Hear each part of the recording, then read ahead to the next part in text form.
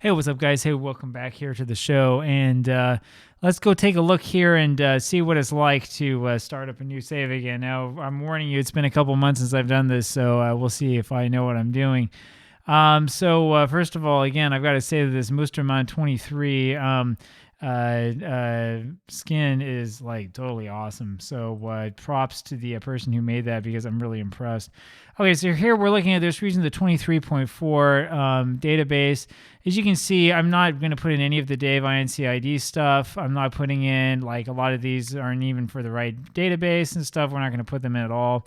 This is my old Yenbian Super database. How sad. It looks so lonely. Now, we're just using ncaa.fm 23.v1. That's all. So let's see what happens here as we move forward, and we're going to go here to advanced setup because we can't do a quick start with this sort of database. Okay, so now I was reading through the instructions on the official Sports Interactive forums, and those instructions reminded me that what we're supposed to do, among other things, is we're supposed to make sure that we add players to playable teams. Of course, I'm going to prevent the use of in-game editor. That's the reason why I'm showing you this, so you know that I'm not doing anything really shady. We are going to keep player attribute masking enabled, and we do want to add key staff. We don't want any other league, any other nation, anything like that. And you see there's your 450 whatever thousand. We're not going to do that. I think what we're going to do is we're just going to keep this at a small database is probably all we really want. Any objections to doing this? I mean, if we have a large, I guess we can have a few more people. Yeah, whatever. It doesn't really make much of a difference. So we're going to do a large database. We'll just do this here. We will start the game here in the early preseason, which is where we should have it, and we will click on Start Game. We have selected 5 leagues from one nation, and then we'll go ahead and start the game. We'll wait for this to get the game database set up. Now, if you're used to doing this with like super databases or stuff like the famous World Super League, which is my personal favorite, you'll notice that this is going a lot faster. Now, it has stalled a little bit out here, but usually this portion takes quite a while. In fact, so right now I'm making dinner for my family, right? Normally, after hitting the continue screen here, then it would be time to like go make dinner, right? Not sit here and talk with you about the process. But this is going very quickly. This is going very smoothly. And this is what happens when you don't have a billion different countries and a whole bunch of different players or whatever. Now, you might wonder, why not have all sorts of countries? Why not have all sorts of players? Why not, like throw everything we possibly can out of this? The reason why I don't want to do that is, number one, we don't have to. And number two, the rules of this database, the rules of these leagues kind of prohibits us from doing that. So there's no real point. There's no real benefit in this happening. So forget about that. I'm actually just going to use my old coach profile here, which has the Continental Pro license, the international playing experience. Favorite team has been changed already to BYU. That's because I created a sample version of this. Here is BYU. We are in, not the national teams, we are in NCAA Division 1AA under Mountain West.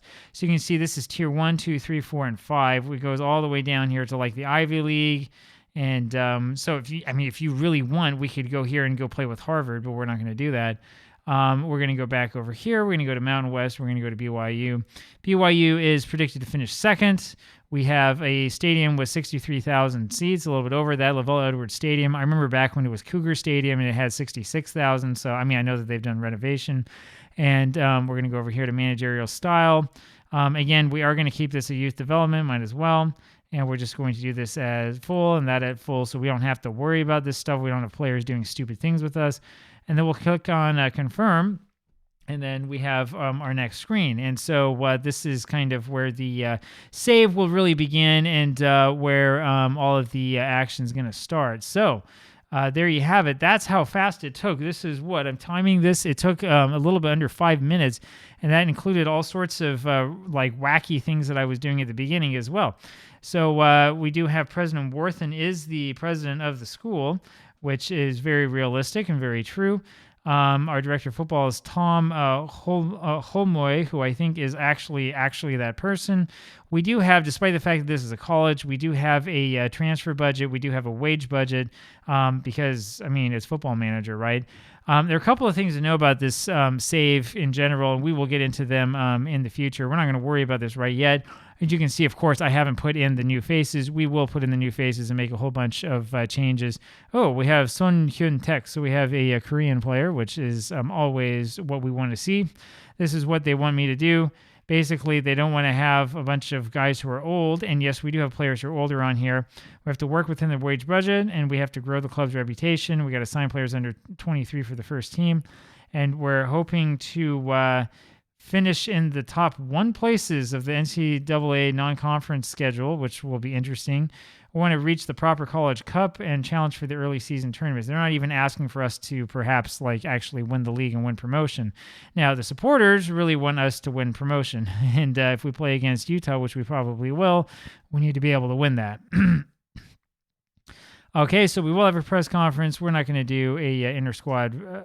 Actually, I think I will do that. I'm not going to show you it, but I'm going to do that so I can change things around. We're just going to go ahead and save this save file like this. And look at how fast that saved. Wow, the old one wasn't anywhere close to that. So now we are off and on our way. Now, I wanted to show you a couple of things here quickly about this competition. We have a bunch of these competitions, and we'll talk about them as it goes along. When we go under here under Mountain West Conference, which is what we're playing in, we look under rules. This is where we can see that we have a restricted transfer window between June 25th, 2022 and August 12th, 2022, where a maximum of 4 player signings are allowed. This is one of the reasons why I'm not so worried about going away from hardcore mode and having stars and stuff like that, right? I'm not worried about it because I'm not going to be able to run around and sign 5,000 players, right? I mean, this is the way that it's going to be. We're going to have to go slowly, and we're going to have to maybe get 1 player here and 1 player there, and that's it. We can have up to 8 players in on loan and 8 players out on loan, and that includes foreign-based players in on loan and players over the age of 22 out to foreign clubs out on loan. And so that also means that when it comes to loans, we're going to have to be careful about this. This is going to require a lot of very, very careful planning and probably a pretty close look at exactly what's going on. We have all sorts of other rules that I know about from reading this. You know, we do have some extra time. We do have some interesting extra time rules and stuff like that we will see what happens when we come up to it. A lot of really cool stuff happening here. And a whole bunch of different competitions as well that will make this interesting. We'll take a quick look here at the squad, and this is really not much of a squad. Man, we have 14 players there on the squad, and let's take a look here at the under-19s. I'll get this all changed up here as well pretty soon. 14 plus 21 is 35 total, so we have 35 total players overall. We got at least 1 guy here. I mean, 2 stars at age 21 isn't that great. Maybe a couple, or this guy right here, Cornelson is probably going to be good enough to start. I'm just going to look here really quickly. Yeah, look at this. Low determination. We do have a leader, so we have another one of those, a born leader. A couple unambitious players, and most of these guys are not of that golden personality that we like. It looks like we have a goaltender who is worth his pay, and we have another one who might end up being good in the future. So some other stuff to look through there and some other stuff to sort of pay attention to. As I said before, we do have a transfer budget over $6 million. The chances of us actually spending that is very, very low. And the wage budget, we have huge amount of space. The guy who made this noted that in the wage budget, there's always a whole ton of space, right, that's available because of just the way that this works. We'll take a quick look over here at club information. So just so you know, BYU soccer team doesn't play Lavelle Edwards Stadium, right? I don't know where they play now. I saw where they played before back when I was going there, back in 2005, right? The way that it was before is instead of 64,000 seats, we used to have maybe 1,000, right? And even then there'd be empty seats all over the place. So yeah, this isn't realistic. BYU now did have a very, very professional soccer team. I don't know if it's the same way now that it used to be. BYU's team was no longer playing in NCAA soccer. They'd moved up to one of these other leagues for at least a certain amount of time because they kept winning the whole NCAA thing for a variety of reasons. You can see a lot of this stuff is like, when did we win the college football playoff? That must be 1984, but there wasn't a playoff then. Anyway, these are the trophies that we've won in the past, 15 WAC trophies. This is all from the football team, not the soccer team. And club info, year founded in 1922, is actually BYU's, the old Brigham Young Academy played football games in the 1890s. If you're a Utah fan, you recognize that because we got creamed by them. The Holy War Derby. The Holy War is one of the biggest rivalry games, I would say, in American college football. And it's going to be fun when we play against Utah. So lots of stuff here to look forward to. I'll tell you, I have a lot of stories I can tell you as well about following BYU's American football team that we'll come to from time to time when we look closer at this. We'll sort of go a little bit slow here, and we'll let the save unfold out in front of us just like we should. I'm really looking forward to this, though. I think it's going to be a lot of fun, and this should be a good sort of short project to give us an idea of what a different way of doing this whole thing is like.